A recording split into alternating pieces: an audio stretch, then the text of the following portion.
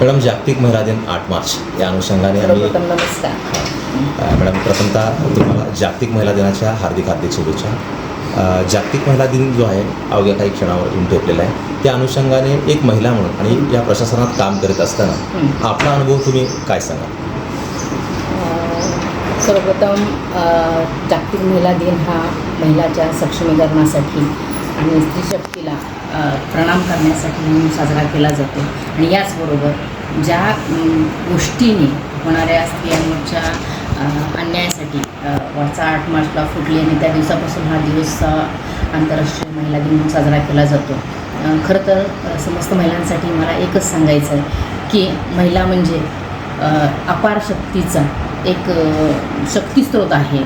पण बऱ्याच महिलांना याची जाणीव नाही आहे. समाज जीवनाचा कणा असलेल्या महिलांनी एकच लक्षात ठेवावं की त्यांच्याकडे असलेल्या या अपार अमर्याद शक्तीचा त्यांनी विधायक असे नागरिक तयार करण्यासाठी जी त्यांची सध्याची मुलं आहेत यासाठी विचार करणं गरजेचं आहे. आणि याचबरोबर जिथं कमी तिथं मी अशी धारणा ठेवून जर प्रत्येक महिला काम करत राहील, आपल्या शक्तीला याप्रमाणे विधायक वळण देत जाईल, तर निश्चितपणे येणारा उज्ज्वल भारत हा आपल्या सर्वांसमोर असेल.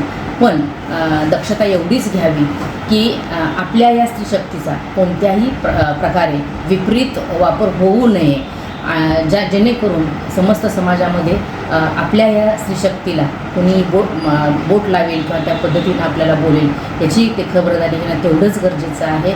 फक्त एकच, तरी देखील काही ज्या अल्पशिक्षित महिला आहेत ज्यांना खरोखरच समाजानं काहीतरी देणं लागतं, तर अशा समाजासाठी मी एकच आव्हान करेन की उभं राहायचं आहे मला हात दे, चालायचं आहे मला साथ दे, इतकं हित पाहू नकोस की मी दुबळी होईन, इतकं दान देऊ नकोस की मी याचक होईन.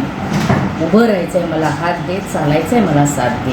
आणि हीच मानसिकता जर समाजाने ठेवली तर निश्चितपणे येणारं भविष्य जे असेल ते आपल्या सर्वांसाठी समृद्ध आणि निरामयी असणार आहे. आणि अशाच एका छान समाज जीवनासाठी ही दिलेली हाक सर्वांनी लक्षात घ्यावी आणि सर्वोपरी होईल तितकी महिला सक्षमीकरणासाठी मदत करावी, एवढंच मी सांगते आणि थांबते. धन्यवाद. एक प्रश्न येतो आहे. स्पर्धा परीक्षेची काही तरुणी तयारी करतात, आपण या प्रशासनात आहात आणि या पदापर्यंत आपण पोचण्यासाठी निश्चितच अपार मेहनत आणि कष्ट घेतलेले आहे. अशा युवतींसाठी तुम्ही काय संदेश द्या, काय सांगा? मी युवतींसाठी एकच सांगेन, श्रम, सातत्य आणि कष्टाला कधीही पर्याय नसतो. आणि त्यासाठी कष्टाची पराकाष्ठा जोपर्यंत तुम्ही करत नाही तोपर्यंत निश्चितच तुम्हाला यश मिळत नाही. आणि अशा वेळी बऱ्याचशा घटना अशा घडतात की ज्या तुमचं मानसिक धैर्य या खच्चीकरण करतील किंवा बऱ्याच वेळेला तुम्हाला डायवर्ट करणाऱ्या किंवा तुमची मानसिकता ही वेगळ्या दिशेने नेण्यासाठी घटनाही घडतील. तर त्यासाठी नाराज व्हायची गरज नाही. किंवा स्पर्धा परीक्षा देत असताना बऱ्याच वेळेला असं होतं की सुरुवातीला अपयशाचा सामना करावा लागतो. अर्थात मिळालेलं अपयश हे सुद्धा यश असतं, कारण का तर तो अनुभव तुम्हाला मिळालेला असतो आणि त्या अनुभवाच्या जोरावरून तुम्हाला पुढची वाटचाल कशी करायची याची एकतर दिशा मिळालेली असते. पण ही विधायक बाजू आपण लक्षात घेत नाही.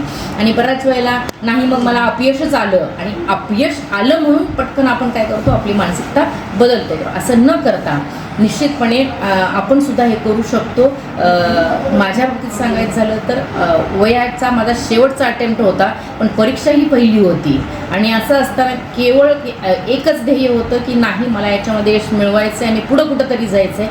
शिक्षिका म्हणून तर मी काम करतेच, पण कुठेतरी शिक्षण विभागामध्ये थोडेफार बदलाव करण्यासाठी माझा थोडा तरी उपयोग व्हावा आणि ती दिशा मला देता यावी यासाठी प्रयत्न केल्यानंतर अर्थातच हे होऊ शकलं. आणि ते सुद्धा माझं घर, कुटुंब, मुलं सांभाळून. मग तरुणींसाठी तर अर्थातच आता सध्या तर कुठल्याच जबाबदाऱ्या नसतात, त्यामुळे त्या सहज करू शकतील. फक्त त्यांनी आत्मविश्वास कायम ठेवावा. आणखीन एक मॅडम प्रश्न असा असं वाटतं की समाजामध्ये अनुचित प्रकार सध्या घडतात. आता उदाहरणार्थ पुण्यामध्ये झालेली जी घटना आहे त्या संदर्भात अशा तरुणांना काय मदत आणि पालकांना देखील काय आवाहन कराल जेणेकरून सबलीक होईल? माझी एकच विनंती राहील, तुम्हाला सांगते, प्रत्येक वेळी स्त्रियांवरती जे प्रकार घडतात किंवा अन्याय होतात, अनुचित प्रकार घडतात, अशा वेळेला सगळ्यात महत्त्वाचं हे राहतं की स्त्रीला हे मिळतानाच उपजतच स्वतःच्या स्वरक्षणासाठीचे काही संकेत आपोआप मिळण्याचे जे काही हे आहे दैवी देणगी तर ती प्राप्त आहे.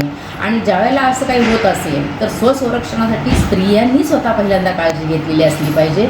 आताच्या या जमान्यामध्ये आपण बघतो इंटरनेट, मीडिया हे सगळं प्रभावी माध्यम आहे आणि हे होत असताना हेल्पलाईनचा वापर करावा.